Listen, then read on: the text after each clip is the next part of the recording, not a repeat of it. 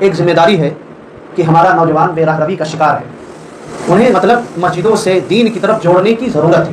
ہمارا نوجوان بے راہ روی کا شکار ہے، ہمارا نوجوان علماء سے دور ہے، علماء سے سوال کرنے کے بجائے علامہ گوگل اور علامہ مفتی سے سوال کر رہا ہے، اس کے پیچھے پڑا ہوا علماء کی برائی کرتا ہے، علماء کی تنقید کرتا ہے، جس کی وجہ سے آج ہمارا نوجوان دین سے دور ہوتا چلا جا رہا ہے۔ علماء سے دوری کا نتیجہ یہ ہے، کتنے ایسے گھروں کو جانتا ہوں، نوجوان لڑکے پولیس کے چکر میں جیل کے سلاخوں میں، والدین کی آنکھیں سوکھ چکی صرف اور صرف اس کی وجہ علماء سے دوری، انہیں دہشت گردی کے نام پر جیل میں ڈال دیا گیا، سوشل میڈیا کے نقصانات کی وجہ سے، علماء کی دوری کی وجہ سے۔ دیکھیں مذہب اسلام اس بات کی اجازت نہیں دیتا کسی کو ناحق قتل کیا جائے، مذہب اسلام دہشت گردی کی تعلیم نہیں دیتا بلکہ انسانیت کے وجود کی بات کرتا ہے، دہشت گردی کی تعلیم نہیں دیتا۔ من قتل نفسا بغیر نفس او فساد فی الارض فکانما قتل الناس جميعا ومن احیا فکانما احیا الناس جميعا۔ جو بے راہ روی کا شکار ہے انہیں دین کی طرف لائیں، مسجدوں سے جوڑیں۔ افسوس کا مقام ہے حالات تشویشناک دور حاضر میں چل رہے ہیں، ہماری مسجدوں کے اندر کتنی ایسے میٹنگ ہوئی، ہم لاہے عمل تیار کریں، ہمارا نوجوان دین سے کیوں دور ہے، ہم دین سے کیوں دور ہیں؟ ان حالات میں نبی اکرم جناب محمد رسول اللہ صلی اللہ علیہ وسلم کے فرامین کے مطابق دور حاضر میں ہمیں کیا کرنا چاہیے؟ اس کے برعکس آج مسجدوں کا جو کام ہے مسجد بھی اس سے محروم ہے، اس لیے ضرورت اس بات کی ہے نوجوانوں کو دین کی طرف لائیں، مسجدوں سے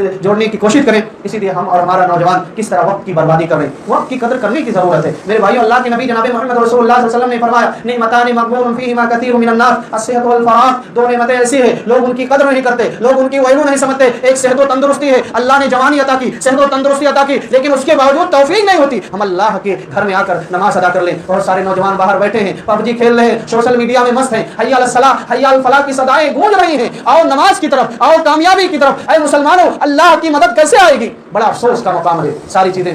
الصحت والفراغ، ایک صحت و تندرستی، ہم کل سے نماز پڑھ لیں گے، جمعہ سے نماز پڑھ لیں گے، بیماری نے گھیر لیا، ایک دن آیا قبر کے تلے پہنچ گئے، بڑا افسوس کا مقام ہوتا ہے۔ والفراغ، اور خالی اوقات ہیں، یوں ہی وقت کو ایسے ادھر ادھر ضائع اور برباد کر دیتے ہیں۔ دیکھیے اللہ تعالیٰ اس کے بارے میں بھی پوچھے گا، سوال کرے گا، جوانی کے بارے میں بھی، وقت کے بارے میں بھی اللہ تعالیٰ کل قیامت کے دن باعث پرس ہوگی، پوچھے گا۔ تو ہمیں اپنے وقت کو ضائع نہ کریں، برباد نہ کریں، ایک ایک سیکنڈ، ایک ایک لمحہ، ایک ایک منٹ ہمارے لیے بہت قیمتی ہے، اللہ نے وقت دیا ہے اور تندرستی بھی عطا کیا ہے، ہم اس سے بھرپور فائدہ اٹھائیں۔ دیکھیے وقت کی قدر کرنے کی ضرورت ہے، اسلام دھرم ٹائم کا مذہب ہے۔ اگر مغرب سے ایک منٹ پہلے آپ روزہ کھول لیں تو اس کا روزہ نہیں ہوگا، ایک منٹ بعد آپ سحری کھائیں تو اس کا روزہ نہیں ہوگا۔ اسلام سے زیادہ ٹائم کی پابندی کون سکھاتا ہے؟ ہمارے یہاں نماز کا ٹائم ہے، روزے کا ٹائم ہے، ساری چیزیں ٹائم ٹیبل ہے، تو وقت کی قدر کرنے کی ضرورت۔ اسلام دھرم ٹائم کا مذہب ہے۔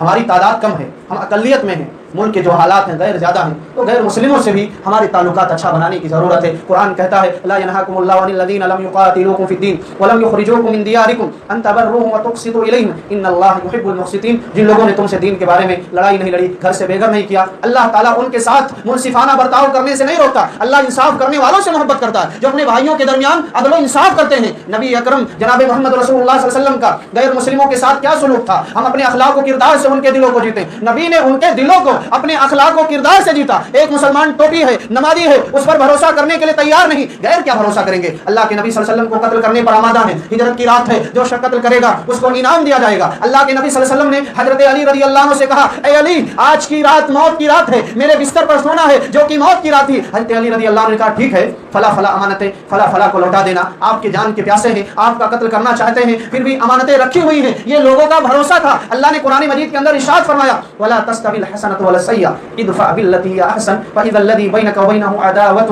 كأنه ولي حميم۔ دیکھیے اچھائی اور برائی برابر نہیں ہو سکتی، برائی کا بدلہ اچھائی سے دو، یہ اللہ کا وعدہ ہے۔